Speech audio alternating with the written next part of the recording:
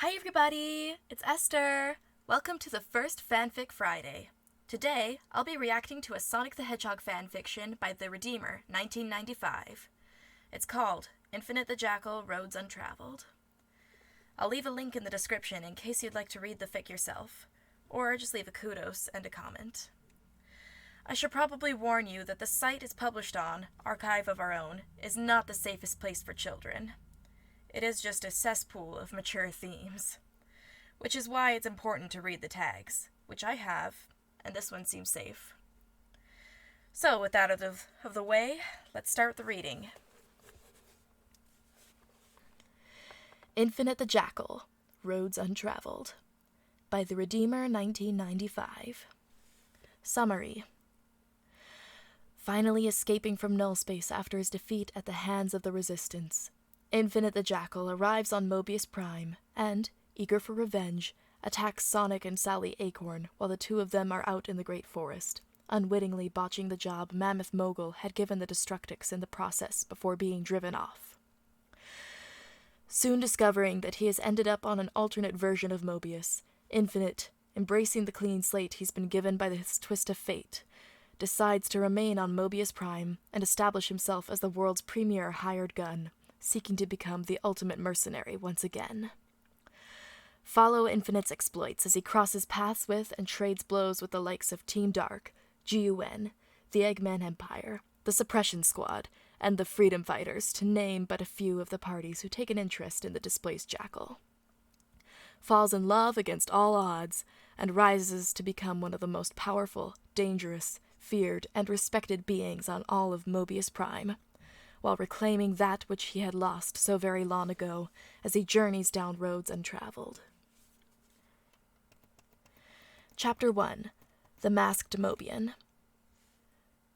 There's a note from the author here. I'm not sure if it would be rude to skip over it. So, I'll just skip over it, because I'm guessing you guys can read that for yourselves later, if you want to. Here we are. Planet Mobius, the Great Forest. Sally Acorn, princess of what was once the Kingdom of Acorn, had undergone a political reformation into what was now the Republic of Acorn. Sat on an old, overturned log, rubbing her arms from the chill of the night, thinking about the recent events that had occurred the past few weeks. Chief among these thoughts was the destruction of Knothole. The secret village had been her home throughout her and her fellow freedom fighters' fight against Dr. Robotnik, and many other fights since, including their current struggle against Dr. Eggman, an alternate version of Robotnik that had effectively taken the place of their world's Robotnik after his death. And now it was nothing more than a wasteland and a memory. "Sal, you wanted to meet with me?" a familiar voice said from behind Sally. The princess looked behind her to find her ex-boyfriend, Sonic the Hedgehog, making his way toward her before taking a seat on the log next to her. "Well, to be honest, I didn't ask for you specifically," explained Sally. "I was just feeling lonely, and wanted a freedom fighter out here with me." "Ah," said Sonic.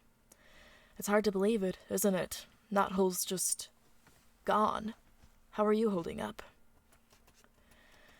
"To be honest, I'm completely devastated. Knothole was our home for so long," replied Sally. "Yeah, I know. We'll make Eggman pay for what he's done.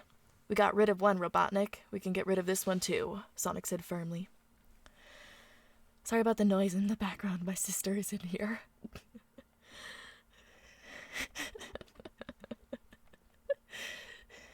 She shook her fist at me.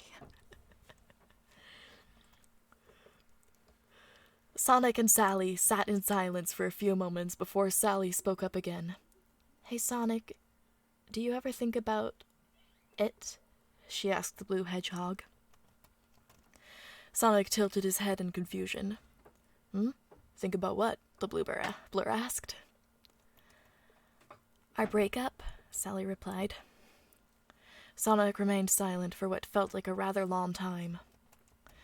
"Sometimes, I gotta admit, Sal, you got one heck of an arm on you. My cheek was sore for like an hour, and my ears were ringing for like 15 minutes afterwards, Sonic said. Yeah. I'm sorry for slapping you like that, and for yelling at you, saying those things, Sally said sheepishly. Hey, Sal, don't worry about it, said Sonic, grabbing Sally's hands, rubbing the top of them with his thumb. It doesn't matter that you hit me or yelled at me like that. We're still friends at the very least. We've been through too much together to be anything less than that. Sally smiled at Sonic. Thank you, Sonic, she said. This is nice so far. I do like Son Alley. I understand a lot of people hate it, especially because of that slap. Which, didn't actually come out of nowhere. They were building up to it, from what I've read. She was bottling up her emotions for quite a few issues there, but we don't have to get into that right now. Sorry, because if I go off on that, I won't stop. The two freedom fighters sat facing one another, looking into each other's eyes for what felt like an eternity. Sally into Sonic's bright green, and Sonic into Sally's baby blues. Slowly, an unseen force began to draw the chipmunk and the hedgehog closer together, their eyes closing. Aww. However, before their lips could make contact, a distorted boom rang out, drawing the attention of both freedom fighters, who quickly found that some kind of red, glitchy portal had cracked open right in front of them. Instinctively, Sonic and Sally tensed up, sensing that whatever was about to emerge from that portal was going to be trouble. Sorry, that song is playing in my head now. Two of them.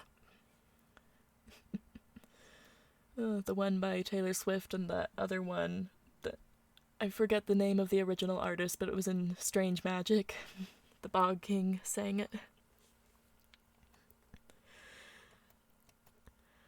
After a few tense moments that felt more like an eternity, a clawed, black-gloved hand shrouded in a sinister red aura emerged from the portal, causing Sally to let out a frightened shriek that she would forever deny making as she leapt into Sonic's arms in affright, while the being that hand was attached to, which seemed to be some sort of Mobian wearing a metal mask with the right eye hole completely black, while the left had a bright red lens, wore black shoes, and seemed to have some kind of gemstone embedded in his chest, and enshrouded in that same eerie red glow, along with some strange red glitch effects, fell out of the portal and collapsed onto the ground.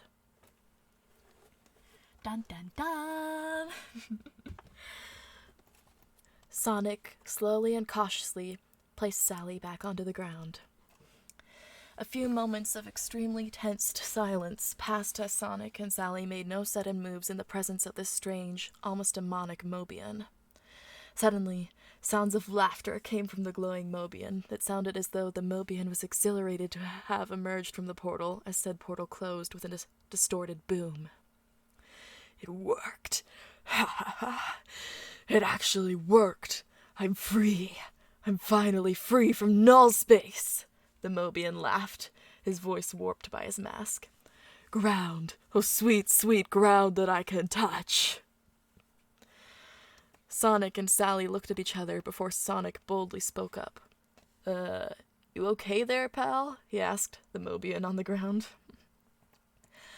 The Mobian stopped laughing and the air around him turned cold. Faster than blinking, the masked Mobian was on his feet, glaring at the blue blur in seething hatred. Hello, Sonic, the masked Mobian snarled, pure hatred in his left eye lens. Sonic and Sally looked at each other in confusion. Hi? Sonic said in confusion. Do I know you? The masked Mobian scoffed, the glare in his visible eye intensifying. You don't remember me? Why should I be surprised? The masked Mobian asked as a ball of red energy formed in his gloved hand, and he began to hover in the air, turning his gaze to Sally with interest. So, you've traded in your hammer-wielding friend for a chipmunk that clearly hasn't heard of the word modesty. So, tell me, does your new girlfriend have a name, or shall we call her Collateral Damage? Alright, 3 things. First, the whole memory thing. Yeah, Shadow forgot him, so I guess he wouldn't be shocked if Sonic forgot him. And his commenting on Sally's lack of clothes is kind of ironic because most of them just wear shoes and gloves, and he's got a mask, but he's not much better. I mean, he's as underdressed as she is, so he should talk. And that quote at the end. Somebody's been watching their Sonic movies. Before anything else could happen, what sounded like an explosion went off nearby, drawing the attention of the masked Mobian, unwittingly giving Sonic an opening to pelt him with a homing attack, forcing the energy ball that the masked Mobian was charging to go flying off in a random direction, before sweeping Sally off her feet and bolting off into the forest. We need to get back to the others. I don't know what that thing is, but regrouping with the others is our best bet at fending it off, instructed Sally, to which Sonic nodded firmly. The masked Mobian, known as Infinite the Jackal, growled in anger. Oh no, you're not getting away that easily after what you did to me, rodent, roared Infinite as he took off through the air after the blue blur and the princess. Meanwhile... Nice going, Bean, you Nimrod, a bulky Mobian polar bear bark said, decking what appeared to be a small green bird Mobian upside the head. Why didn't you throw the bomb at Sonic and the princess? Are you crazy? That would have made the scary masked guy angry. He would have killed us both. I don't want to get dead, the bird Mobian, Bean the Dynamite, said defensively. All right, fair point, Bart conceded. I just hope the Destructix can handle Sonic, Sally, and that thing. Nuts. And thus concludes the opening chapter. If you liked what you saw here, be sure to bookmark, comment, subscribe, and join us next time as Sonic, Sally, and the Destructix face off against Infinite. See you then. Don't know why I read the notes at the end, but, yeah, I'll give it a kudos if I haven't already. This is technically the first time I read the chapter. I did have a couple of false starts making this video. I was having difficulties with my microphone, and then it kept stuttering or messing up the words, which I still did in this video, but not as bad as the first takes. So, as for the fic, this was a good one. It's comprehensible. Like, you read some Sonic fics and it's like, the authors don't even try. I mean, the no beta, we die, like, whatever, is a popular thing, but seriously, writing is an art, and you should treat it as such. And if nobody can read your stories, then what's the point? But yeah, so this is well written and engaging. We're off to a good start. I want to read more. But I'll just leave it at one chapter because I got a feeling that this video is going to be kind of long. So you can let me know what you think in the comments, and like and subscribe if you haven't already. Be sure to give your support to the original author. And I'll see you on Saturday with a new story from Bianca. Bye!